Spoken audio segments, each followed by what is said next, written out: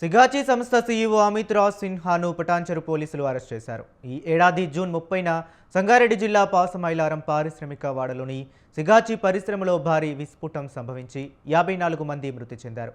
దీనిపై కేసు నమోదు చేసుకున్న పోలీసులు వివిధ అంశాలపై విచారణ చేపట్టారు. ఈ క్రమంలో శనివారం రాత్రి గుట్టు చప్పుడు కాకుండా సిగాచి సీఈఓను అరెస్టు చేసి రిమాండ్కు తరలించారు.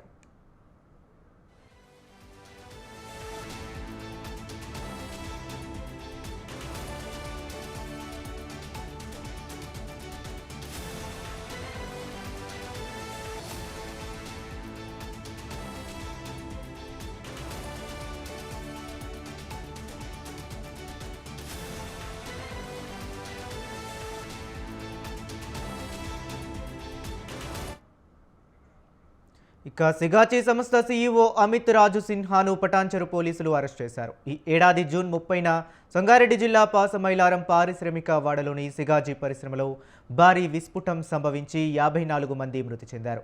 దీనిపై కేసు నమోదు చేసిన పోలీసులు వివిధ అంశాలపై విచారణ చేపట్టారు. ఈ క్రమంలో శనివారం రాత్రి గుట్టు చప్పుడు కాకుండా సిగాచి సీఈఓను అరెస్టు చేసి రిమాండ్కు తరలించారు.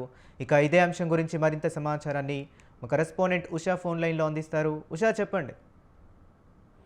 హరీష్, ఈ ఏడాది మొదటి ఘోర ప్రమాదంగా పేర్కొనబడినటువంటి సిగాచి సంస్థ లో మృతి చెందినటువంటి 54 మంది మృతులు ఎవరైతే ఉన్నారో వారికి సంబంధించి యాజమాన్యానికి సంబంధించి యజమాని ఏదైతే సిగాచి పరిశ్రమకి సంబంధించినటువంటి సీఈఓ అమిత్ రాజ్ ను ఎట్టకేలకు పటాన్చెరు పోలీసులు గుట్టు చప్పుడు కాకుండా నిన్న రాత్రి అదుపులోకి తీసుకున్నట్టుగా అయితే తెలుస్తుంది. సిగాచి పరిశ్రమలో భారీ విస్ఫోటనం సంభవించింది. దాదాపు 54 మంది దాకా ఇందులో మృతి చెందారు. దీనిపై కేసు కూడా నమోదు చేశారు. బాబురావు అనే వ్యక్తి ప్రజా ప్రయోజనాల వ్యాజ్యం కింద కూడా కేసు నమోదు చేసి హైకోర్టు కూడా ఈ పరిణామానికి సంబంధించి తీవ్రంగా ఏదైతే ఈ కేసుని ఛేదించాలి అన్న కోణంలో పోలీసులు కూడా హెచ్చరించినటువంటి నేపథ్యం కూడా మనం చూసుకోవచ్చు. ఈ క్రమంలో శనివారం రాత్రి సిగాచి సీఈఓను అరెస్ట్ చేసి రిమాండ్ కు తరలించినట్టుగా అయితే తెలుస్తుంది. 54 మంది ఎవరైతే ఉన్నారో మృతులకు సంబంధించి, మృతుల కుటుంబాలకు సంబంధించి వారి ఆహాకారాలు కావచ్చు, అలాగే 17 టన్నుల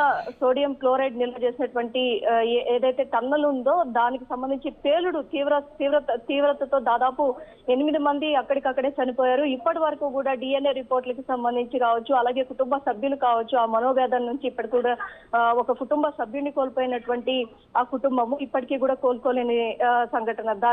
మొత్తం మీద పోలీసులు దర్యాప్తు నివేదిక కోర్టుకు సమర్పించారు.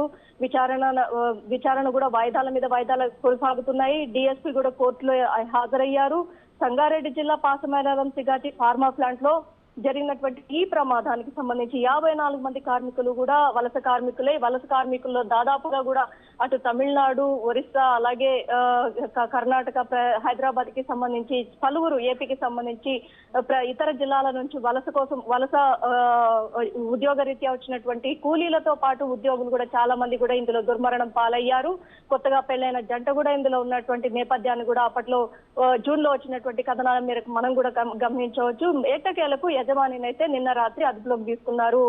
పాసమైలారం సంగారెడ్డి పోలీసులు ఎవరైతే ఉన్నారో సంగారెడ్డి పోలీసులు అదుపులోకి తీసి రిమాండ్ కి అయితే తరలించినట్టుగా అయితే తెలిసింది. అతన్ని మరోసారి ఏదైతే నాంపల్లి కోర్టులో పిటిషన్ దాఖలు చేసి అతన్ని కస్టడీలోకి తీసుకుని పూర్తి స్థాయిలో విచారించే అవకాశం ఉన్నట్టుగా అయితే తెలుస్తుంది. హరీష్.